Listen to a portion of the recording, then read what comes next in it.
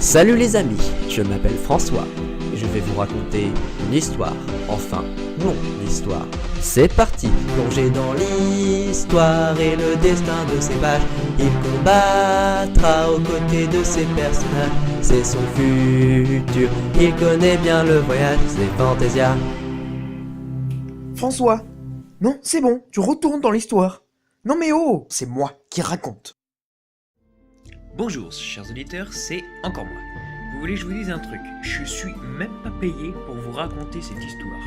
Mais bon, moi je connais la suite de l'histoire. D'ailleurs, où en étions-nous dans l'aventure? Ah oui, c'est vrai. François et ses personnages passaient la nuit dans une grotte afin de reprendre la route. Que les attend-il aujourd'hui? Eh bien, regardez, enfin plutôt écoutez. Bonjour les amis. Salut les moches. Bon, êtes-vous prêts pour une grande journée? Ouais, du moment qu'elle est pas aussi grande que ma... C'est ce qui s'appelle l'ouvrir au bon moment. Quoi? J'allais dire H. Bon, arrêtez vos gamineries, faut qu'on y aille. En avant toutes. Dans mon monde, on a aussi des carrés géants qui montrent plein d'images, ou des matchs de Fantayball. C'est comme l'internet. Ouais, un peu. Et aussi, avec ces carrés magiques ou des plus petits carrés, on peut jouer à tout plein de jeux. Ah ouais? C'est quoi ton jeu préféré? Mon jeu préféré? Je dirais que c'est Mario.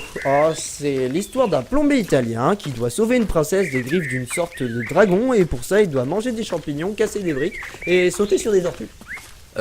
Camoulox. Effectivement, Harold. Bon, sinon, j'aime beaucoup aussi Pokémon. Tu joues le rôle d'un petit garçon de 10 ans qui capture des animaux dans des petites boules afin de les faire combattre et de devenir le plus puissant de tous les dresseurs. Espèce de monstre, tu exploites les animaux. C'est vrai que dit comme ça... Quoi? Écoutez. Vous avez entendu? De quoi? Je reconnaîtrai ce cri parmi des milliers, celui d'un appel au secours d'un être sans défense. C'est mon devoir de chevalier de protéger la veuve et l'orphelin, l'opprimé du danger. Allons le sauver. Allez, ça y est, ça recommence. Harold, on t'a déjà dit que tu n'étais pas chevalier. Et puis c'est sûrement un des moutons de Gorgius. Tu ne m'arrêteras pas, c'est ma vocation. Je m'élance. Et... Oh, c'est un petit agneau tout mignon avec des petites cornes et des petites ailes toutes rouges. Mais Harold, les moutons ne sont pas nos amis. Ils brûlent les arbres. Mais non, vous voyez bien qu'il a perdu sa maman. Un agneau ne vole pas et ne crache pas de flammes. Et puis je suis sûr qu'il n'a pas encore eu le temps de se faire éduquer à devenir méchant par Gordius. Je peux l'adopter. Harold. S'il te plaît. Bon, ok. Youpi! Oh, il est trop mignon. Il se frotte déjà contre moi. Comment je vais t'appeler, toi? Je sais, je vais t'appeler Attila. Waouh, c'est super ça. Quoi, c'est pas mignon comme nom, Attila? Oh, ça dépend du point de vue. Mais bon, c'est quand même moi qui ai choisi ce nom indirectement. Moi je suis super content. Je connais plein de sorts sur les moutons. On nous apprenait à nous défendre des sbires de Gordius en cours de sort. J'étais même le meilleur pour ça. Mais bon, Gordius a fait évoluer ses moutons. Et maintenant, nos sorts les rendent plus forts. Attends, tu confonds tous tes sorts utiles au combat et tu connais des sorts pour les moutons. Exact. Regarde ça. Kebab! T'es malade, y'a Attila qui brûle. T'inquiète, il sent rien. Par contre, me caresse pas. Et on reste à comment? Faut attendre qu'il éternue. Ah bah voilà. Attends, mais tu peux rendre mon mouton super puissant. Plus ou moins, ouais. Mais c'est génial ce truc. Bon, allez, on marche les moches. Alors là, tu vois, Attila, ça c'est Mage. Je l'appelle Gladys. Avec elle, j'ai gagné beaucoup de combats. Tu vas lui dire qu'elle a tué toute sa famille? Ces moutons n'avaient rien à voir avec la famille d'Attila. Ils brûlaient des arbres. Est-ce que Attila il brûle des arbres lui? Non, je crois pas, non. Eh, regardez, on sort de la forêt. Waouh, c'est immense. Mais attends, c'est un terrain de Fantayball. Exact, mon ami. Tu es très perspicace, dis donc. Je sais, on me le dit souvent. Je suis très étonné que vous soyez encore là.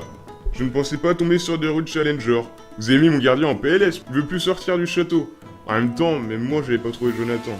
En plus, vous avez tué une partie de mes moutons. Mais bon, je ne sais pas si vous surmonterez l'épreuve du jour. C'est fou comme t'es beaucoup plus moche quand on te voit de près. En plus, t'es tout petit. Tu mériterais que je te corrige, petite orgueilleuse. Mais l'épreuve d'aujourd'hui n'est pas un combat contre moi. Eh oui, il faut le mériter. Comme vous le voyez, nous sommes sur un terrain de Fantayball. Je suis un grand fan de ce sport, et c'est pourquoi je vous propose un petit match. Enfin, mon heure de gloire. Je te prends quand tu veux, le gnome. Oh! Si tu crois que tu vas m'affronter aujourd'hui, tu te mets le doigt dans l'œil. J'ai réuni les meilleurs joueurs du royaume pour faire une équipe. Ils ont accepté de travailler pour vous? Ah, le pouvoir de l'argent. Les règles sont simples. Match en 10 buts, vous perdez, vous mourrez. PS, le match est public. Il y a pas mal de spectateurs.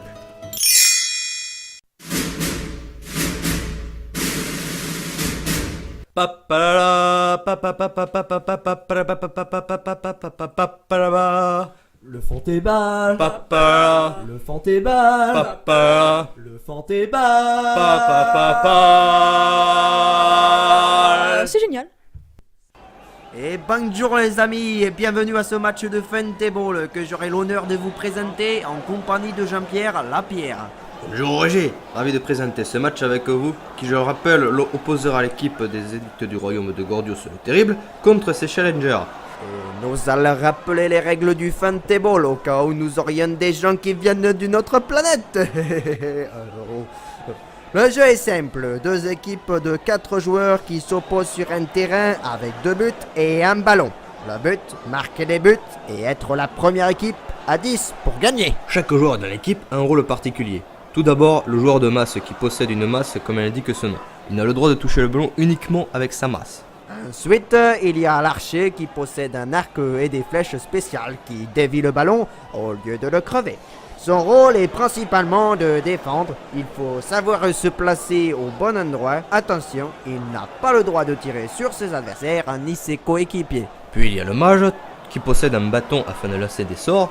Il a un rôle très important sur la partie car il possède une infinité de sorts selon ses capacités qui peuvent influencer la balle, ses coéquipiers ou ses adversaires. Attention cependant, il existe des sorts interdits considérés comme triche, comme par exemple le sort montagnier qui aveugle les adversaires, limité à un sort toutes les 10 secondes. Le temps que les feuilles du précédent se dissipent, il ne peut pas utiliser le même sort 2 fois dans la même partie. Et enfin, nous avons le gardien de but, le plus normal de tous. Il doit empêcher le ballon de rentrer dans son but par tous les moyens possibles qui ne recourent pas à la magie. Il ne possède pas d'accessoires mais peut utiliser son corps et le décor qui entoure le terrain. Voilà, le Football n'est plus un mystère pour vous. Comme c'est moi qui me connais le mieux en Football, je me propose de faire la stratégie. T'es sûr de toi? Faites-moi confiance, je vous dis. Ok, de toute manière, on n'a pas mieux. Merci. Alors écoutez bien. Harold, toi c'est évident, tu seras le joueur de masse. Par contre, tu vas devoir troquer Gladys contre une masse. Ta puissance fera l'affaire.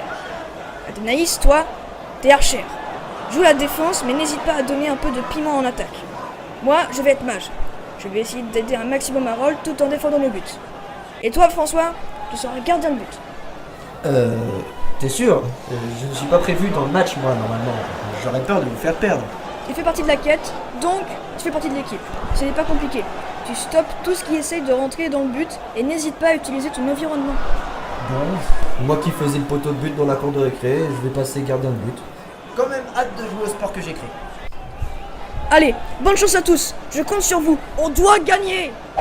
Il est désormais temps pour nous de vous donner la composition des équipes. À notre gauche, l'équipe alignée par Gordius le Terrible avec les meilleurs joueurs du royaume. Un joueur de masse, nous avons Brutus la Brute, des rhinocéros de Camalok, la ville de la lave. Plus de 500 buts à son actif et autant de gardiens hospitalisés. Ensuite, nous avons en archer l'aigle de Bellevue, la ville des hauteurs. La légende dit qu'il touche une mouche à plus d'1 kilomètre.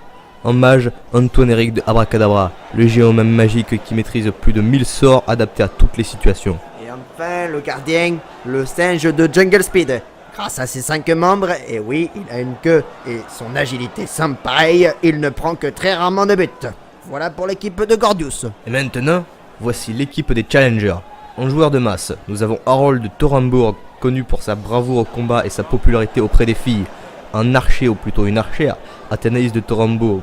Peu d'informations sur cette jeune femme qui semble agile selon les rumeurs. Et ensuite, nous aurons comme mage Basile de Thorenbourg. Un petit bonhomme fan de Football semble-t-il. Et enfin, le gardien. Il semblerait qu'il s'appellerait François et visiblement quasiment personne ne le connaît. Voilà pour les compositions. Il ne reste plus qu'à commencer.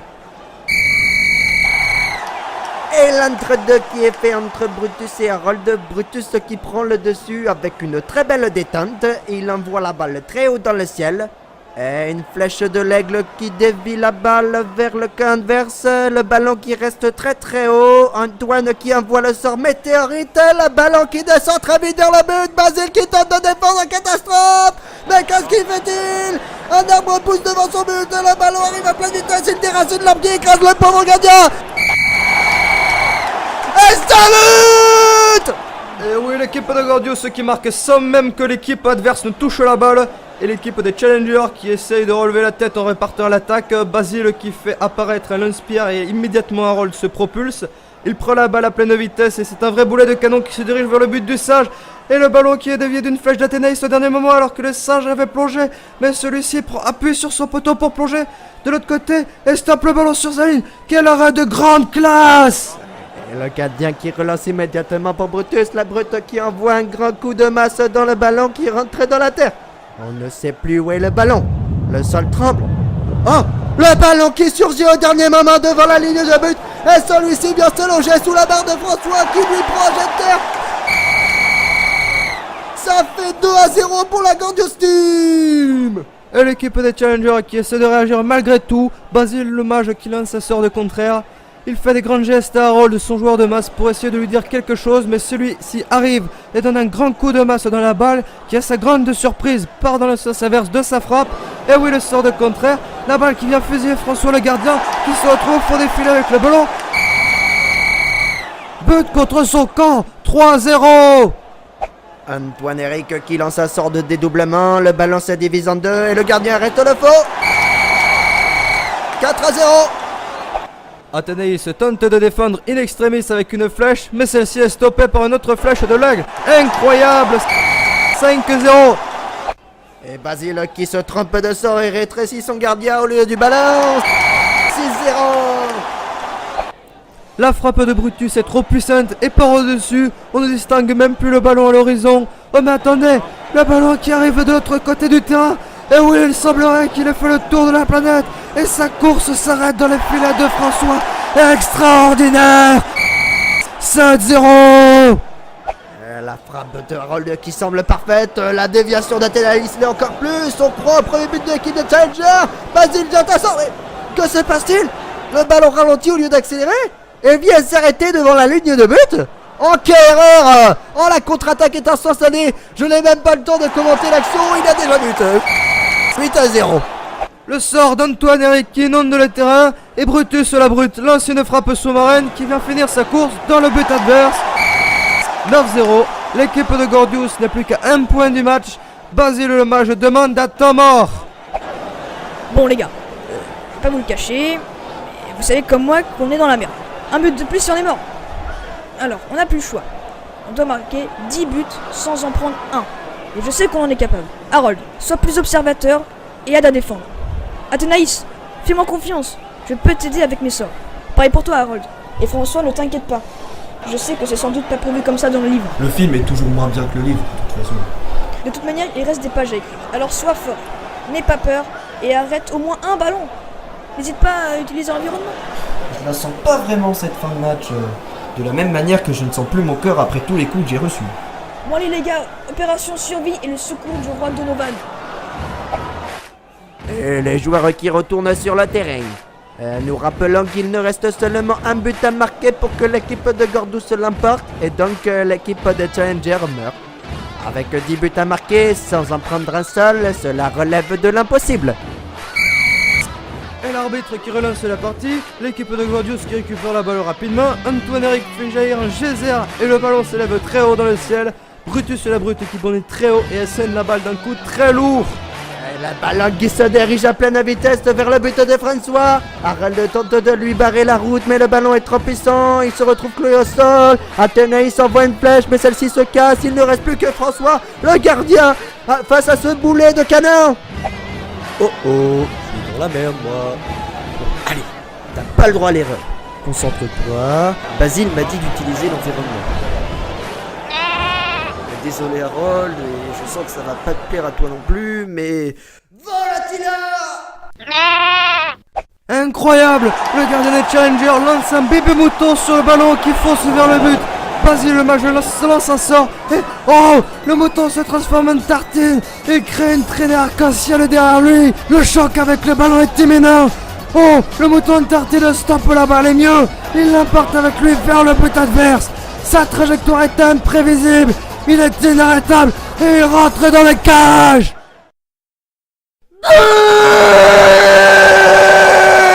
Les Challengers qui inscrivent leur premier point du match. Ils explosent de joie. Sauf Harold qui se précipite vers le mouton visiblement inquiet. Étrange. Et décidément, il semble que le vent a tourné car François le gardien arrête tous les ballons avec des stratagèmes plus étranges les uns que les autres. Le coup du panneau stop, il fallait y passer. Et la contre-attaque des Challengers est lancée avec Harold qui lance une superbe frappe. Athénaïs tire deux flèches, une dévie la balle et l'autre dévie la flèche de l'aigle brillant. Le singe semble refaire le coup du poteau et Basile jette un sort et le singe glisse sur le poteau. 9-2. J'ai envie de dire, c'est la Champions League. Les Challengers sont chauds bouillants. Basile prend le dessus sur Eric, aucune flèche de l'aigle évite celle d'Athénaïs. Attention, peut-être la frappe de Brutus la brute. Elle est déviée par Athénaïs sur la barre transversale de François et ça repart de l'autre côté sans même le temps de dire ouf. Le singe ne voit pas arriver la balle.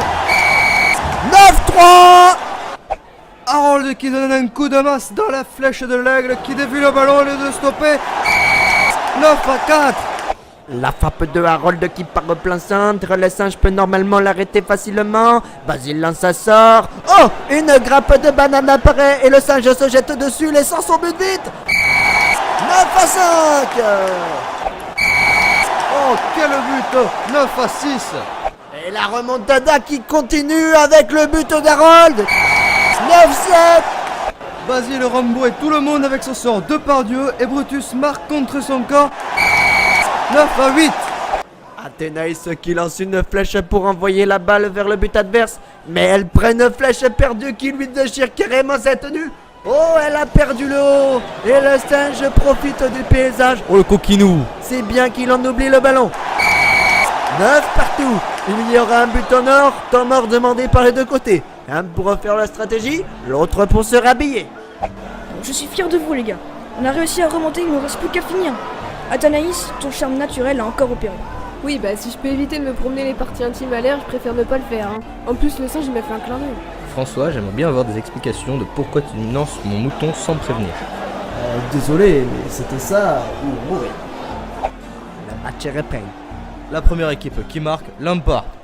Et c'est un véritable duel acharné. Les deux équipes se rendent coup pour coup, mais aucune ne trouve la faille. La faute à deux excellents gardiens qui restent absolument tout. Et le chrono qui défile, je ne sais pas si les joueurs vont tenir l'épreuve du temps. On voit que les deux équipes commencent à faiblir. Et encore un très bel arrêt de François qui garde le ballon. À ce rythme, je vais pas pouvoir tout arrêter. Je n'ai plus le choix. Faut que je teste maintenant si ma théorie sur le jeu que j'ai créé marche. YOLO! Mais que fait-il? Le gardien devient complètement fou et laisse son but en partant, balle à la main. Il fait signe à ses coéquipiers de le rejoindre. Ils avancent tous ensemble en formation. Brutus n'a pas le droit d'attaquer le porteur de balle.